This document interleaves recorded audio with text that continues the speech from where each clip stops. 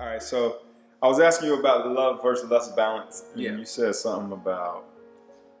Yeah, because first of all, when people use the term love, what the heck are they talking about? If they're talking about a feeling state, right off the bat, we're talking about something different because love is not a feeling state. Now, certain feelings can emerge if love is present, but love itself is an orientation. It's not a feeling.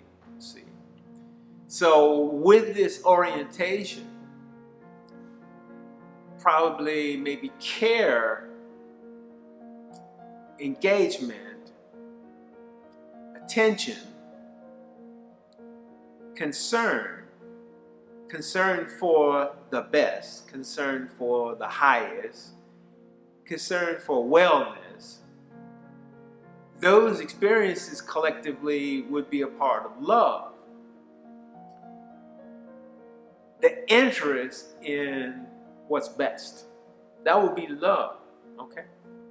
Now, certain feelings may come with that. Okay? But the feelings don't make the love. The orientation makes the love. And with the orientation, then, acts follow the orientation. So love is much more about acts than it is about feelings. All kinds of feelings can show up. Whereas lust is a specific group of feelings. Lust can occur with love present or absent. Lust often does occur without love present, just by attention, just by getting flagged down on the highway.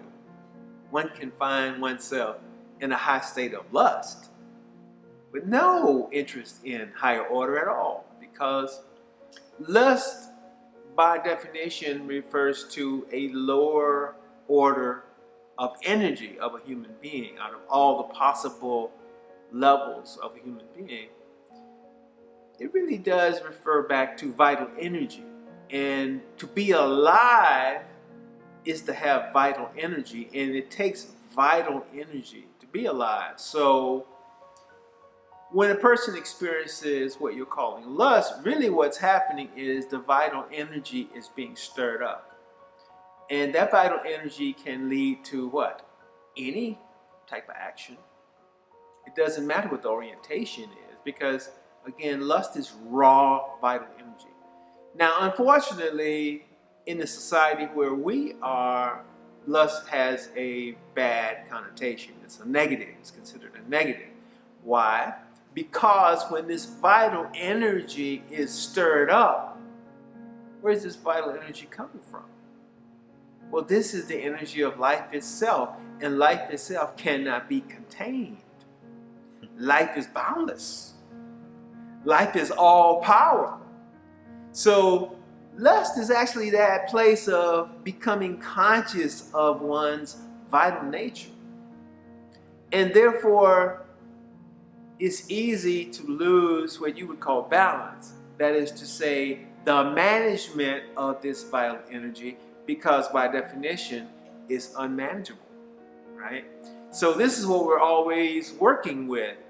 The energy that we manage, and when we manage it with a certain intent, and if the intent is for higher good, no matter what, okay, we can call that love, right?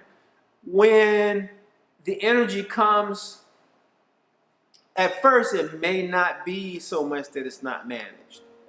So that might not be a problem, and it might be lust, right? And what is this? This is this desire to engage with the opposite pole, Like that's really what it is, like the magnetic nature of life itself, where these two poles come together. So that's why in lust, you also experience this magnetic attraction, a desire to move towards, a desire to engage, etc. Now, if that desire or that power is overwhelming idea, mind, cause, Now we're talking about where lust takes one out of order or out of balance.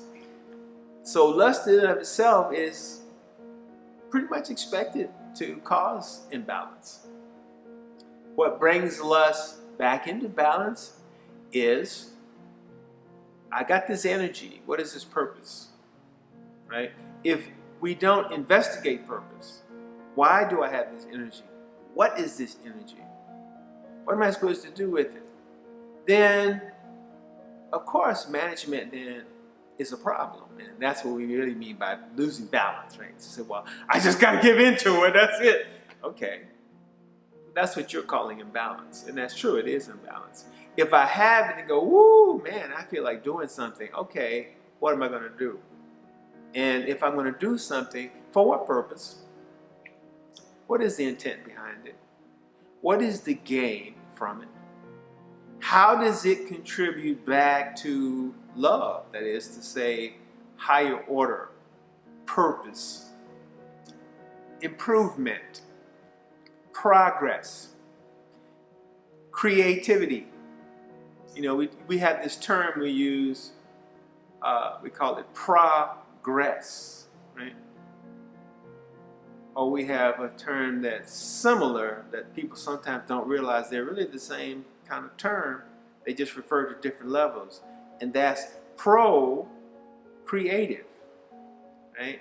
And procreative is a term that acknowledges that we can take energy of nature, be very excited about it, and create something that's not progressive, right? So procreative really means creation, again, out of love. Creation for the intent of progress, for the intent of elevation, for the intent of a higher well-being. That's what we call procreative. Well, the energy of procreation, we know. We go right back and say, oh, you're talking about sex. Well, yes, we are. Because what is sex? Not how do you do it, not what does it look like, but what is it in nature? And that would be vital energy interacting as two opposing forces that ultimately coming together and produce something different, something new. It's the essence of how life regenerates itself through itself, as itself, by itself, for itself, to continue into what we're calling infinity, the never-ending cycles of life.